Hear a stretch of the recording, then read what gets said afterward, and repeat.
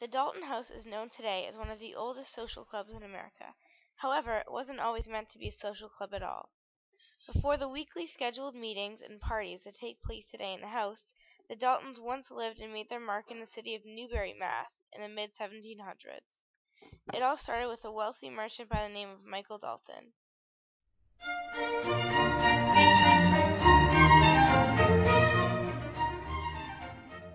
The trade business was booming, and Michael was living in the center of it all.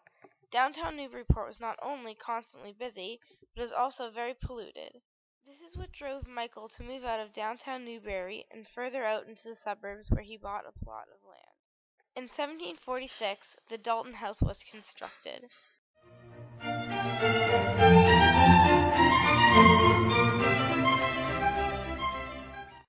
The reason the Dalton House became so famous was not mainly because of the architecture of the house or the location. Even though the Daltons' house hadn't been named the Dalton Club yet, it might as well been. The Daltons were socialites, to say the least. After Michael settled down with his wife in his new house, he decided to have children. His son, Tristram Dalton, would grow up to enroll in Harvard College and be voted one of the first ever state senators of Massachusetts.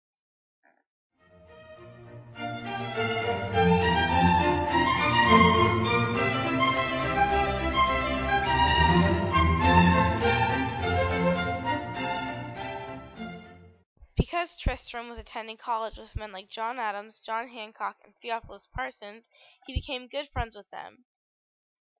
Not only did being friends with these men provide great connections for him and his family, but they would also frequently visit him at his house and throw parties.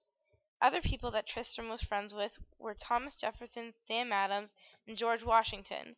There are letters and records of Tristram communicating with these friends of his, joking around like they were just normal people. After Harvard, Tristram was admitted to the bar, but instead studied to be a merchant. He almost missed his chance, but later decided to get back into politics, which ultimately worked out for him when he held a place in the state senate. In 1770, Michael Dalton passed away and left all his wealth and his estate to his son. Now in possession of the house, Tristram continued his social lifestyle and kept in contact with his college buddies and friends in the government. Since Newbury was on the coast, the trade business had a huge impact on daily life. In the mid-1700s, the colonies were struggling with life under the oppressive King of England. Laws and acts that he had passed on the colonies placed taxes on common items such as sugar, molasses, tea, stamps, legal documents, and many more. The colonists were angry and fed up with the king, so they started to revolt, forming groups and committees like the Sons of Liberty.